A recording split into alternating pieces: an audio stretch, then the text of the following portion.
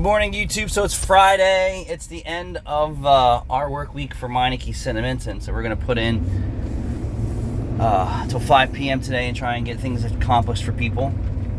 But I want to tell you guys about a situation yesterday. And this situation arises more times than I'd like to actually deal with. The perception for people to come in and think that they can go to one of the best shops around and go in and seek information or free diagnostics or free this or free that, and then give you a hard time at the counter before you get into it, or at the end. And scenario one being, I'll give you a situation: very busy week. Rachel squeezes and customer says that her car's putting and her mechanic says it needs motor mounts. So this was late in the day on Wednesday.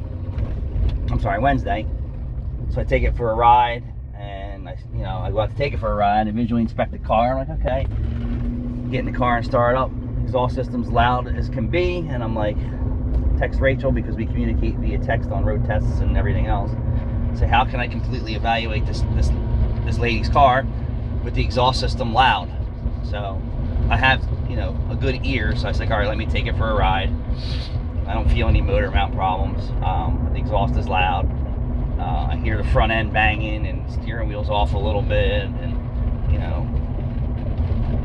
I can't really tell if the EPS insulator in the electric motor is bad, because the front end is so mechanically bad in the front. So I complete my road test, I bring it in, I scan it, see what's going on there, and then move on to my undercarriage inspection. The flex pipe's completely ripped out. The flanges on the rear converter are decayed. So I make my recommendations there for service. And then I jack it up, get the front end up in the air.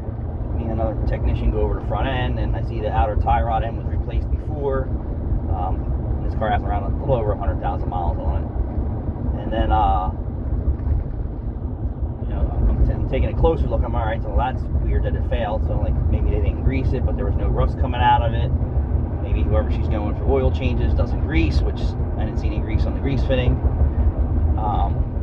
Excuse me. And then closer look is the lower ball joint's bad. So, and I was like, all right, well, let's take a look at the other side. The other side's solid. So I was like, all right, needs an outer tie rod end, minimum set to toe, lower ball joint. I didn't go for the control arm because there was multiple failure issues. We'll just do a ball joint only. And then, in my head, I'm like, well, why did this tie rod? Why is this car on its third tie rod? Does this lady drive through potholes every day? The rims and tires don't display that. And the ball joint on the left-hand side. So it'd be 3 tie rod ends and a lower ball joint. So I'm like, in my head, over 100K. This left front strut's weak. The compression and rebound is not controlled, but not to the point to where the strut's physically blown out and damaged. It's worn enough to keep eating up tie rod ends and ball joints. So my recommendations were struts, links, left lower ball joint, left outer tie rod, set the toe, and replace the front pipe, which has a flex pipe in it and a rear catalytic converter, because once we start getting in there and working and things don't seal, I don't want to hear that at the end of the conversation, oh, I can't afford that. Here's the prescription for what I want to address your concerns, blah, blah, blah, blah, blah. So Rachel builds her an estimate, calls her up. She actually answers the phone, so we get it in around 3. Rachel finally completes an estimate around 3:30, 4 o'clock. I don't know. It takes a while to make phone calls, parts, labor times, communicate with me with, what the minimums are, what the maximums are, so we have a strategy to help the customer. We always give, the mins and max. If you're in for front end and you need just an outer tie rod, there is nothing more than just an outer tie rod for service. So just to give you an idea, it's not, we're suggesting this, that, and the other thing. If I just say it needs a tie rod or it needs a flex pipe or a patch, that is your minimum. There is no bottom floor after that. At least at my shop. Some other dudes who work on the street or some other scabs, anything's possible. So I'm listening to Rachel talk to the customer, go over why she was here, her concerns. Explain to her that the motor mounts aren't your problem. The exhaust is so loud. This is what we got so far. Once the vehicle's completed, we're going to need to do another road test to find out if there's anything else with this vehicle that I potentially missed because the front end's so noisy and the exhaust system's so noisy. which it is. Industry standard is, hey, your car's so screwed up, this is what I see on the surface, I need to drive it again after we correct, all the parts that are failed.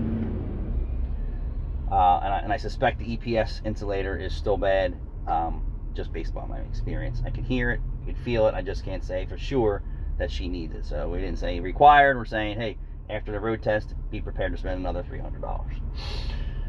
So then the lady says, can you email me the estimate, blah, blah, blah, blah, blah. So keep in mind, I've already spent actually 2 road tests, scan time, 2 technicians looking over the car and shaking down the front end.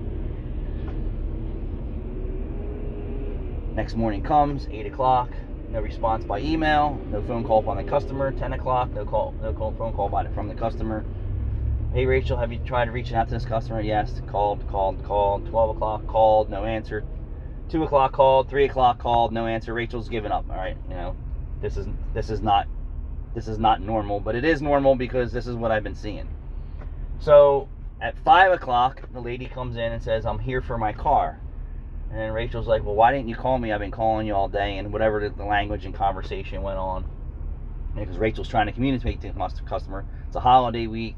We're busy. We need to, plan this, in our head, like this, how we work with the customers. She didn't give us that opportunity. She was just like, I'm here for my car. Can I have my keys? And then Rachel's like, whoa. There's a charge. She's like, what do you mean there's a charge? She's like, well, you asked us to perform diagnostics on concerns with your vehicle, and now you decline that. You need to pay us for our time. And I told Rachel, not an hour's labor, charge her $90. Our labor rate's $130 an hour, so charge her $9 for my time. So I'm under this Volkswagen Beetle, and it's been a long day and a frustrating day, and I kind of know how this situation's playing out because I stay involved, because I can tell when there's something's not flowing normally, because normal would be the customer would call you back and say, hey, I can't afford this, what can I do? Can I leave it for a couple days? Is there financing? So the customer would call you and say, hey, I can't do $2,400 worth of work, and we'll just use that as a round number. What can I do to get by for now? And we understand that. That's why, Rachel's, our plan of attack would be just, fix the required items right now that it's a minimum repair, and then we'll move on. Well, this customer didn't even give us that opportunity. So I'm working on the Volkswagen Beetle. I'm making a brake line. I'm inside.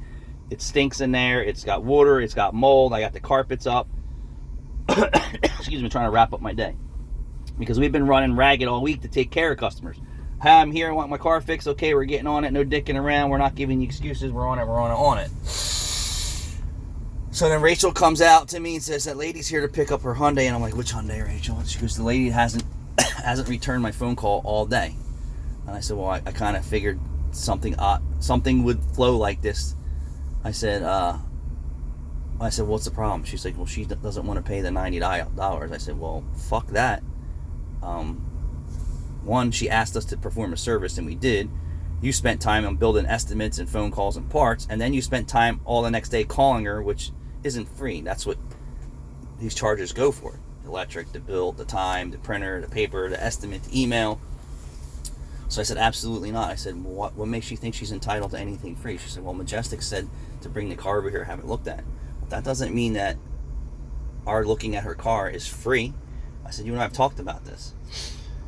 So her and I walk up front. I said, hey, you can't expect to come into a business and ask us to look at concerns on your vehicle and then not communicate with us and then just show up at the close of business and say you want your car.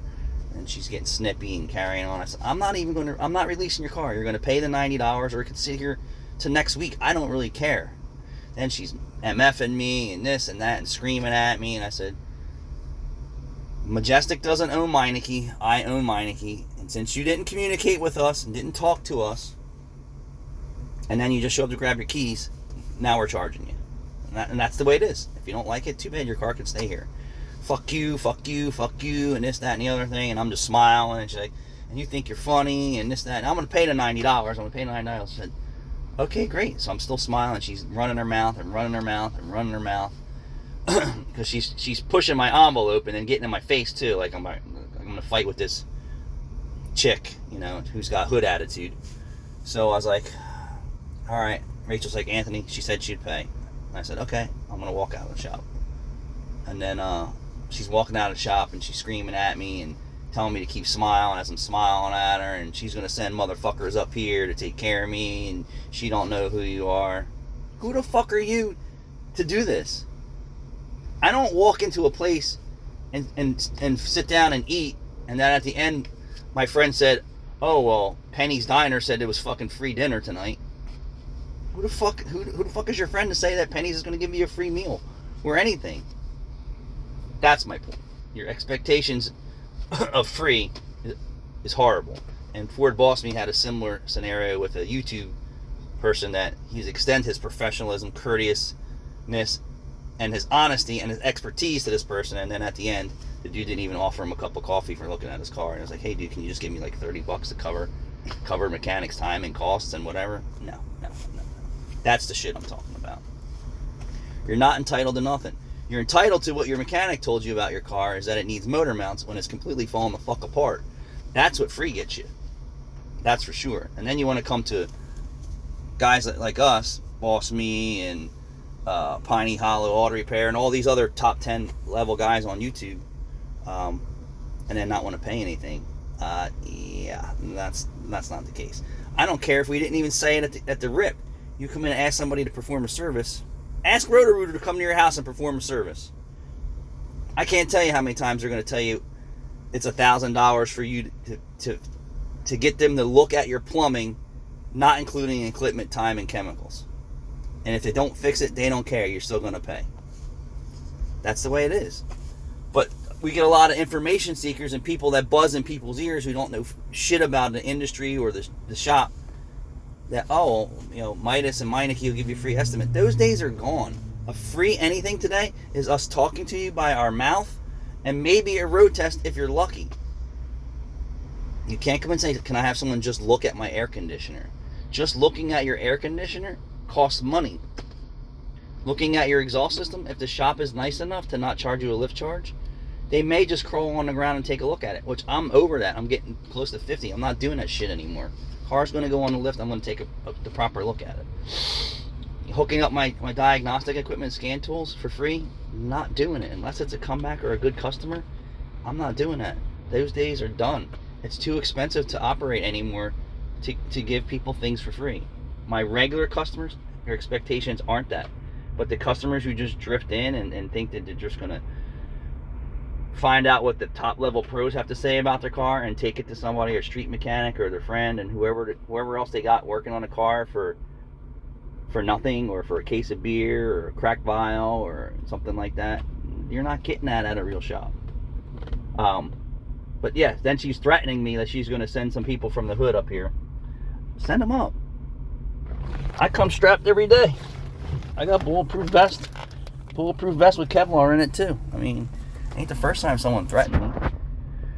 But it doesn't have to be like that. Like, this is my second home and then someone's running their mouth. Like, it's like somebody coming into your house and walking through the front door that you don't know and just say, oh, well, the neighbor down the street said you had beer in the refrigerator and it was free. Who the fuck is your neighbor down the street?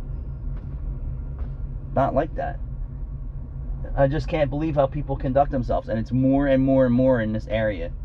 And if I wasn't here every day because they think Meineke is that big franchise and it's an open checkbook for getting free money or getting their car fixed or whatever the case may be, not at this shop. That ain't happening. Not at all. You know, you have to pay for people's time. It ain't free. Even Firestone, to do a stupid, simple code pull, not even a diagnostic, and I've seen their invoices, is $90. Some Firestones have good guys in it, some Firestones don't, but I've seen their actual paperwork that says scan codes, $90. And they're wrong. Dealerships, $180, $200. Scan the customer's car, whatever the case may be, and be completely friggin' wrong. Completely wrong. So, take it what you want, but you can't go into places and expect things for free. And I used to have a sign up, and then people would argue with you at the rip there. And this is going back because Meineke would advertise free everything. Well, this Meineke isn't free everything. We actually do look at your car. We have knowledge, people. We have experience. I'm just venting. Like, people could scream. And it ain't the first time I've had to deal with this. It's been more and more and more over the years that I say people pull up and they think that they own Meineke, and they're not even a customer. And where did you even get that entitlement? You don't own any place that you go to. You threatening the owner and the manager because you can't get the discounted price on the expired coupon, that's all bullshit. Excuse me. So we're going to finish up this day. I'm going to try to go home not aggravated. And it's hard because this is where like I said, this is my home. My home away from home. I spend more time here taking care of customers and people and putting 110% in all the time. And I know shops that let cars sit and sit and sit and sit and sit, and they don't give a shit if you ever get your car back. That's their perception. You know, there are other things in their life are more important than your vehicle. And I challenge you to drive around to some of these shops that have cars piled up for one reason or another, either the customer or the facility management procedures. Or the owner is a hoarder and has and all that crap is which I would say I doubt. Like sometimes you'll see my stuff's all piled up with jet skis and project cars, and but I would say most of these shops that you see the cars are piled up, it ain't because they can't get parts.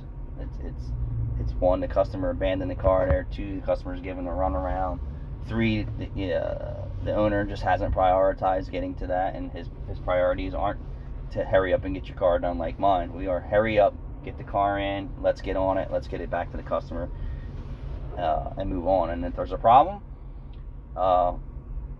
you stand behind it. You see it through. I just had a problem with the Chevy dealership with this tire monitoring keyless entry thing. I'll just go right on, like out of my control. Call the dealer, give them the VIN. What do we need? I need a keyless receiver and a TPMS, blah blah blah blah. Gives me the wrong keyless receiver, gives me the wrong tire monitors. I got all kinds of problems. I'm chasing my tail, and then the end result is my regular customers back at the Chevy dealer having their technicians figure out what the fuck went wrong. And here you go, Mall Chevy's parts guy's a fucking idiot and gave me the wrong tire monitors, gave me the wrong keyless entry, got the keyless entry back to the OEM number, got the keyless working, spent $250 for a key with my guy trying to see it through, right? Having a problem with my customer based on my evaluation. See it through. And then he's at the dealer getting something that they fixed 2 years ago done again, which they charged him for. And then he has to look at the tire monitors, which I think they blanketed that in their diagnostic and repair. Thank you, Barlow. Good stuff there. And then advised my customer that the part numbers for the tire monitors are wrong. Thanks to Mall Chevy. So this fucking idiot giving me the wrong parts, just like our regular parts places, all day long, wrong parts, boxed wrong parts, shipped the wrong parts, not listening to the same year. So I'm used to it, but I'm not used to it because it's making me nauseous that these guys have no fucking skill at the parts counters too. So he was in yesterday and we discussed it. We called the Chevy dealer that we originally got the parts from, and they're like, all right, we'll give you the right tire monitors finally. Right now I got to do this job again, right? Because I've been on this car 4 times, right? So next week I'll supposedly put the right tire monitors in the car per Barlow's part number, not Mall Chevy's, and hopefully this will be fixed for my customer. And like I said, I don't like lingering issues with aftermarket parts. Sometimes there are, but quickly I make my evaluations and say, hey, we need to do something a little different, or call the dealer and get an OEM part. In this case, I was like, hey, I'm trying to use more OEM parts, and then I get a retard on the counter that has no fucking clue what he's doing. It just feels like calling Pep Boys or Advanced Auto. Just click, I'm under the year, make, and model, and there's 60,000 pieces, but they don't ask enough information to figure it out. When you call the dealership, you expect you have a guy who knows his shit, but then you probably got somebody who doesn't. I don't know. I'll tell you, my experience is I got somebody who doesn't know shit. He's just selling parts and probably getting a commission on it until they fire him because he has a high return rate because he doesn't know what he's doing. But we'll see it through. So you're paying for that too. Remember, when you come in and you get your car looked at, you're paying for that. You're paying for the guy to be there at 7 o'clock in the morning that you know is there, or 7:15, and you know they don't open till 8, and he's always there. Thanks for watching. Thanks for listening. Have a great weekend.